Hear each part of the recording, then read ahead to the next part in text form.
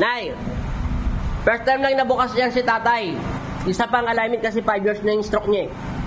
Tsaka may sapi si tatay, chicks. O, ngayon, tignan natin. Pero patawad na lang ha. Kalimutan na nakaraan. Daan-daan lang. Oo. Gumagana na. Hindi niya nagagawa yan kanina. Nagagawa mo ba yan kanina, tay? Mabigat, di ba? O ngayon, lakad mo na. Pwede na yan.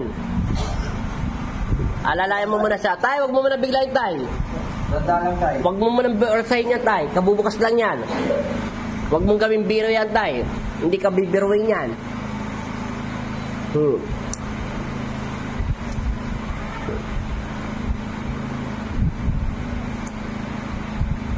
May sakit din yung chikiting na yan. Ha? May sakit? Cellphone, bawasan.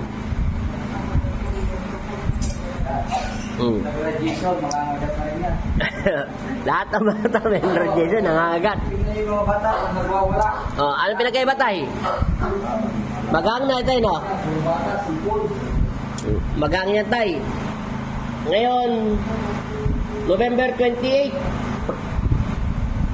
alas 5 na ng hapon, brown out. Tanda mo, hindi ko na kailangan tayo steam. Ang kailangan ko sa dyan, maglakad lang na maglakad.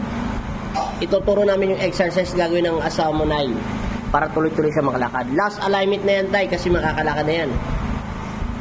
Wala pang ligaments siya kasi kabubukas lang yan. Mga 7 days pa yan para magkaroon ng ligaments. Titigas yun. Yung paa niya, papantay na. Kailangan namin tayong tulong mo dyan. Pakiusap. Lagi kang magdasal kay Kristo. Huwag ka nang humiling na gagaling ka dahil pinagaling ka na. Pinatawad ka na niya. Kung hindi, magpasalamat ka na lang sa panibagong buhay. Mahirap kasi yan tayo, 5 years ka na rin. Saka meron kang alam mo na, basta tapos na yun. Yan, iangat mo ulit kung maganda tayo. Dahan-dahan lang.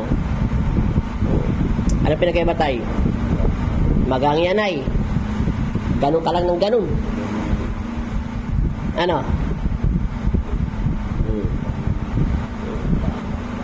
Gagang pa yan tay. After isang oras, kada isang oras gumagang yan tay. Hanggang matimple yan, makuha yung magandang 3-in-1 na lasa. Matabang-tabang pa yan tay.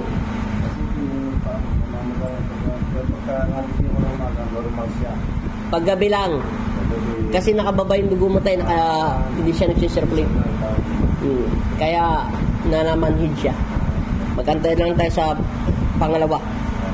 Paano maglakad si tatay pala kanina, Nay? Kaya mo i-demo?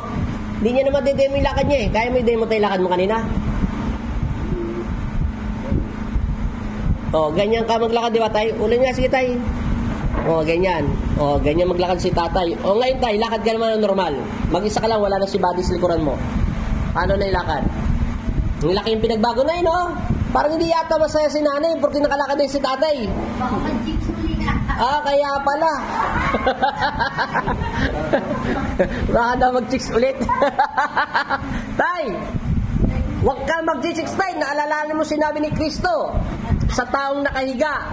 Huwag ka nang babalik muli sa iyong ginagawa. Baka higit pa na hindi maranasan mo dyan. Alalahanin mo, yung araw ng pahinga, naggamot yung naggamot si Jesus, di ba?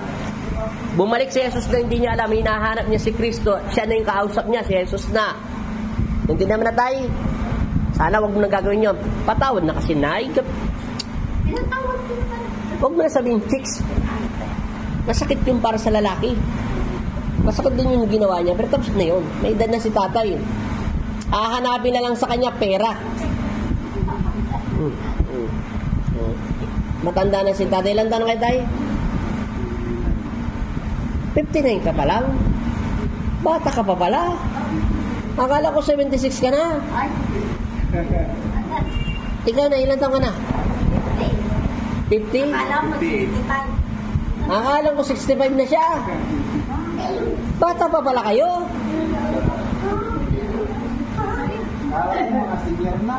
Akala ko mga senior na kayo.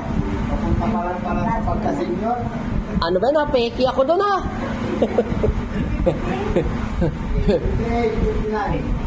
50-50 na, magkasunod lang sila. Akala ko 65 ka na. Ito si tatay 70 plus. Bumangit na si nanay. Sorry. Mga 60. Oh. Napik ako doon. Salamat na lang, pagbalik ha. Antay mo, ay sasabihin ko sa inyo kung kailan kayo babalik.